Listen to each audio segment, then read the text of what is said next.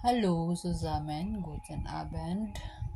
Jedes Mal, wenn ich einen Podcast anschaue, habe ich ein neues Wort lernen.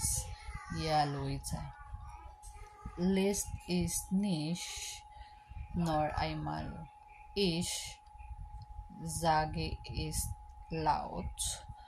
Fünfmal, Leute. Fünfmal. Wirklich.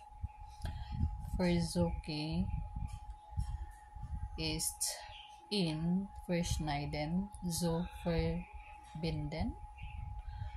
Zum Beispiel,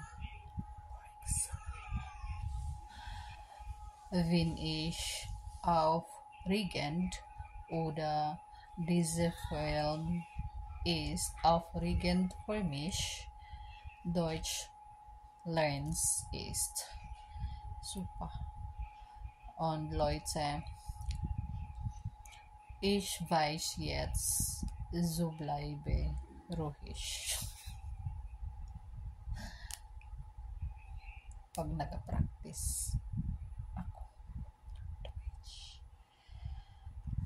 Ja, Leute, wir sehen for meine Videos machen for next day morgen oder next day Woche.